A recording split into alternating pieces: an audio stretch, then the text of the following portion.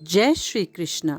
बच्चों, कल हमने भागवत गीता के पहले अध्याय अर्जुन विषाद योग का 35वां श्लोक पढ़ा था।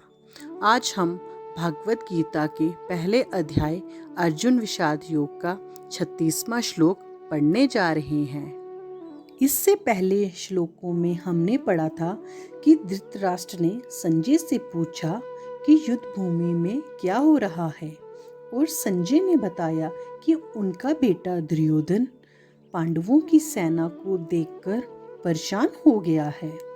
वह अपनी परेशानी को शांत करने के लिए अपने गुरु द्रोणाचार्य के पास जा रहा है और उन्हें ये बोल रहा है, देखो, पांडवों की सेना के साथ आपका शिष्य धृष्टद्युम्न भी है, जिसको आपको मारने का वरदान भी प्राप्त है। जब आपको पता था कि धृष्टद्युम्न को आपको मारने का वरदान मिला है, फिर भी आपने उसे अपना शिष्य बना दिया।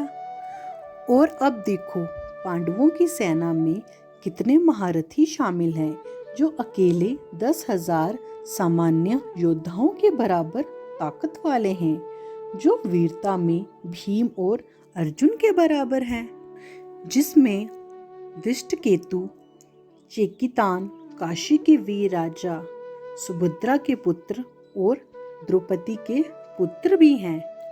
फिर दुर्योधन ने कौरव पक्ष में मौजूद सभी महान सेनापतियों का नाम लेना शुरू कर दिया और उनकी वीरता का गुणगान गाने लगा, जिनमें कर्ण, कृपा, अश्वत्थामा, विकर्ण और भूरिश्रवा जैसे योद्धा हैं, जो मेरे लिए अपने प्राण देने को तैयार हैं।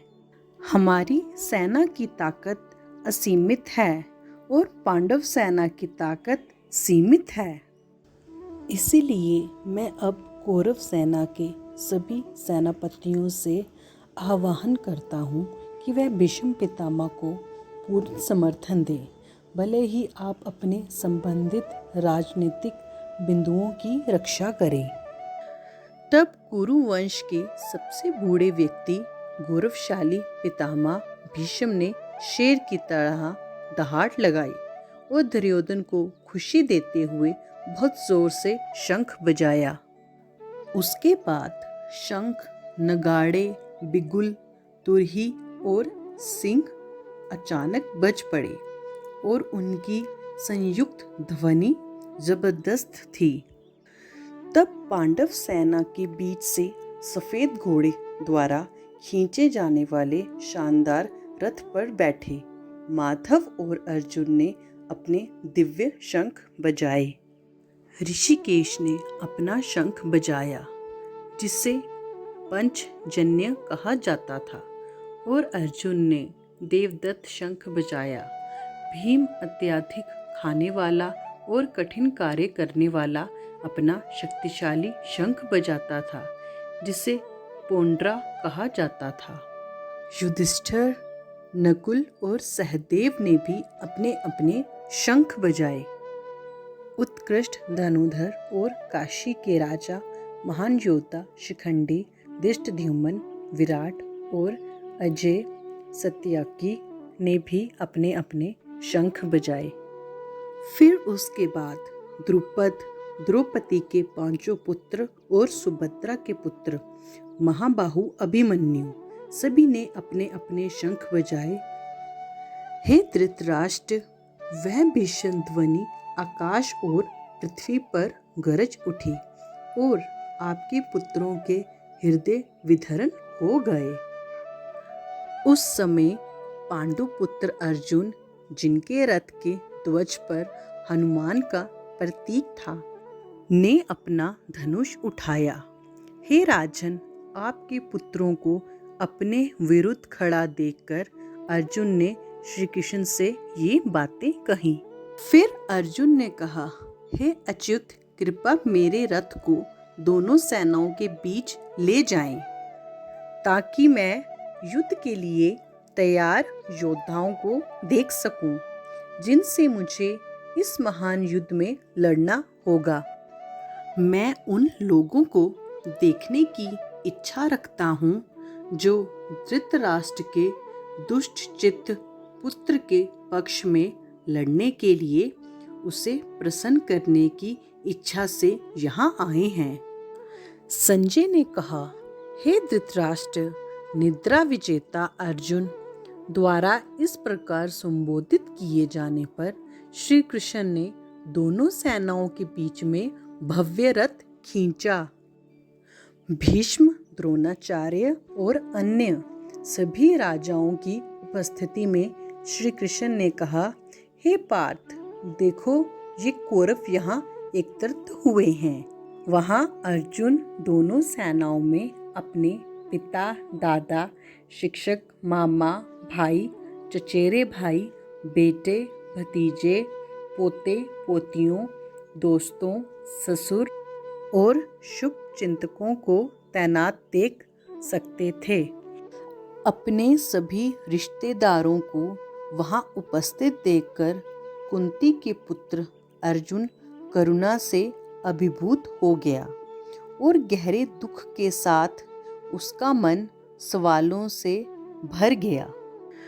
अर्जुन ने कहा, हे कृष्ण, अपने ही रिश्तेदारों को यहाँ युद्ध के लिए तैयार और एक दूसरे को मारने का इरादा देखकर मेरे अंग शिथिल हो रहे हैं और मेरा मुंह सूख रहा है। मेरा पूरा शरीर कांप उठता है, मेरे रोंगटे खड़े हो जाते हैं, मेरा धनुष गांडीव मेरे हाथ से छूट रहा है और मेरी त्वचा जल रही है। मेरा मन असमंजस में है और भ्रम में घूम रहा है। मैं अब खुद को स्थिर रखने में असमर्थ हूँ। हे कृष्ण, केशी राक्षस के हत्यारे, मैं केवल दुर्भाग्य के लक्षण देखता हूँ। मुझे नहीं लगता कि इस लड़ाई में अपने ही रिश्तेदारों को मारने से कोई फायदा होगा। हे कृष्ण, मुझे विजय, राज्य या उससे मिलने वाली खुशी की इच्छा नहीं है। राज्य, सुख, यहाँ तक कि जीवन से भी क्या लाभ होगा जब वह ही व्यक्ति जिनके लिए हम उनका लालच करते हैं युद्ध के लिए हमारे सामने खड़े हैं। शिक्षक, पिता, पुत्र, दादा, मामा, पोते, ससुर, साले और अन्य रिश्तेदार अपने जीवन और धन को दांव पर लगाकर यहाँ मौजूद हैं। हे मधुसूदन, मैं उन्हें मारना नहीं चाहता, भले ही वह मुझ पर आक्रमण करें। यदि हम धृतराष्ट्र के पुत्रों को मार डालेंगे तो हमें तीनों लोकों पर प्रभुत्व प्राप्त करने से क्या संतुष्टि मिलेगी? इस पृथ्वी की तो बात ही क्या।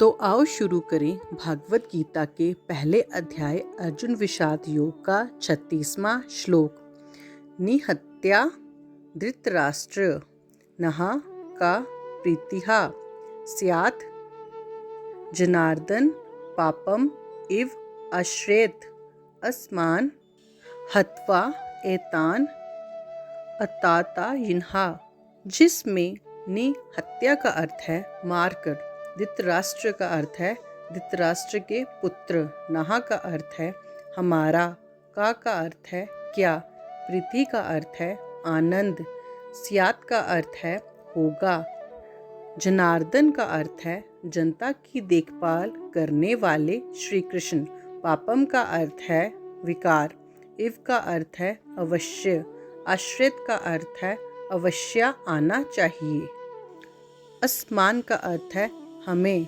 हत्वा का अर्थ है हत्या करके, एतान का अर्थ है ये सब, अतातायिनहा का अर्थ है आक्रमणकारी। पिछले श्लोकों के समान अर्जुन फिर से भले ही शब्दों का उपयोग करके अपने रिश्तेदारों को मारने की अपनी अनिच्छा को स्पष्ट करना जारी रखता है। उन्होंने श्री कृष्ण को जनता के पालनकर्ता जनार्दन के रूप में संबोधित करते हुए कहा, भले ही मुझे पता है कि वह हम पर हमला करने के इच्छुक हैं, मुझे लगता है कि मेरे चाचा धृतराष्ट्र के पुत्रों को मारना पाप होगा। तो बच्चों, यहाँ ख़त्म होता है हमारा आज का 36वां श्लोक।